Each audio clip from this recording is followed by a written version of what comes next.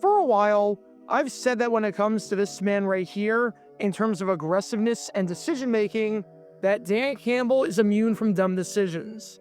He has a philosophy, and he's consistent. And when it comes to his aggressive nature, you live with the aggression, and you die with it.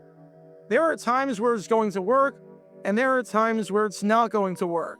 But unless it's something stupid like going for it on 4th and 10, up by 7 points, with 15 seconds left at your own 10-yard line, I'm not making any episodes on Campbell for 4th down calls and aggressive play calls that I might not agree with. However, that doesn't mean that the man is exempt entirely. The Lions are slumping this year, and a big reason why, as we saw in the game against the Philadelphia Eagles, which you can learn more about by clicking the card in the upper right corner, is that Campbell's decision-making and in-game management skills have gotten significantly worse. What do I mean by that? Well, that's what they do. Connor Williams cuts back, though, and he's got a first down. All right, this is an obvious spot where you call the timeout before the 2-minute warning. You only have one left.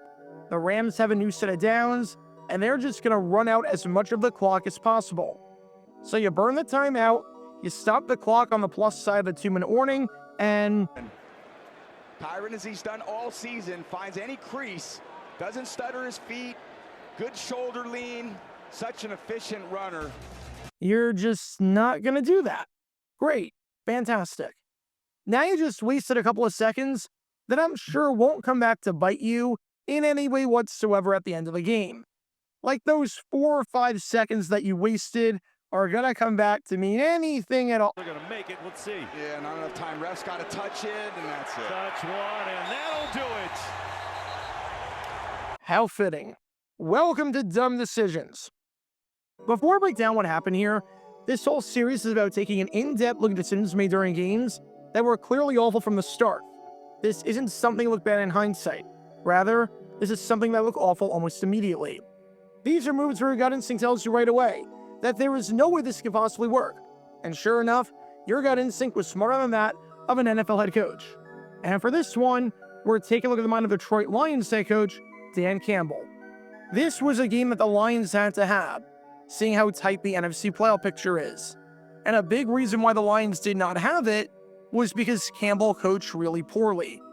There was the challenge earlier in the game on a play that could not be challenged. And yeah, that was pretty dumb.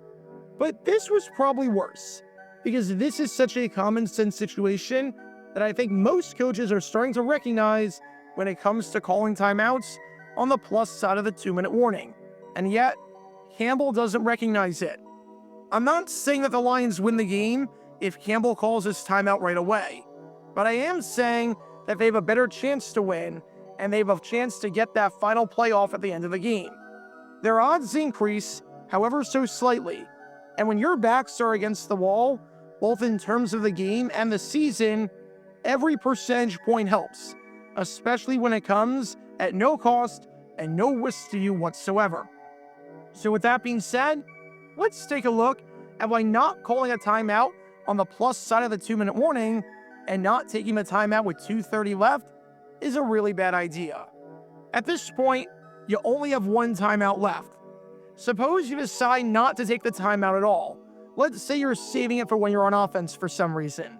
If you don't take the timeout at any point during the game and just leave it in your back pocket, the clock runs all the way down to the 2-minute warning, at which point the Rams can take 3 knees and win the game.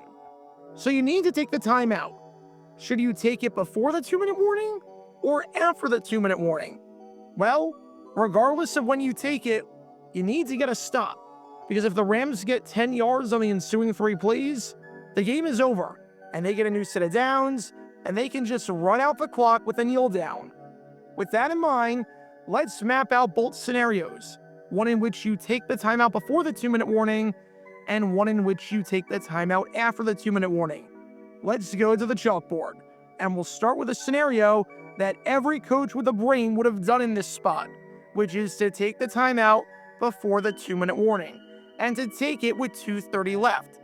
On first down with 2:30 left, the Rams call a running play that takes 5 seconds off the clock, taking it down to 2:25. Then, the Rams will let it run all the way down to the 2-minute warning. On 2nd down, the Rams call another running play, taking it down to 1:55, and then let another 40 seconds come off the clock to go down to 1:15. On 3rd down, the Rams call another running play, taking it down to 1:08, and then let another 40 seconds come off the clock to go down to 28 seconds. The Rams proceed to punt the ball away, and the punt takes 10 seconds, so the Lions get it back with 18 seconds left. Obviously, that's not a ton of time to do something. No one's saying otherwise. But you have time for a deep play over the middle of the field, or you have time for 2 quick passes to the sideline, and then 2 shots to the end zone. Now, let's go to the scenario that Dan Campbell did, which is to not take the timeout after the Kyren Williams run. Campbell lets the clock go down to the 2-minute warning, so the Rams are calling their first play at that spot on the new sequence of downs. On 1st down, the Rams call a running play that takes 5 seconds off the clock, taking it down to 1:55, where the Lions burn their 3rd and final timeout. On 2nd down, the Rams call a running play that takes 5 seconds off the clock, going down to 1:50, and then they let another 40 seconds come off the clock to go down to 1:10. On 3rd down, the Rams call another running play, taking it down to 1:03, and then let another 40 seconds come off the clock to go down to 23 seconds. The Rams proceed to punt the ball away, and the punt takes 10 seconds, so the Lions get it back with 13 seconds left. You don't have time to call a play over the middle of the field. You only have time for 2 quick passes and 1 shot to the end zone. The field is cut off. The odds were already stacked against you, and now you have even less time to work with, because instead of having 18 seconds, you have 13 seconds.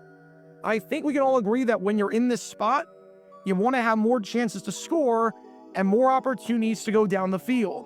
This is not the difference between 3 minutes and 2:55.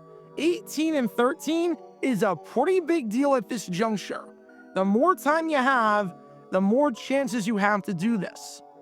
So why would you willingly take the option that gives you less time to work with? I'm not saying it's always a good idea to call a timeout on the plus side of the 2-minute warning, because there are times where I don't think it's the best strategy.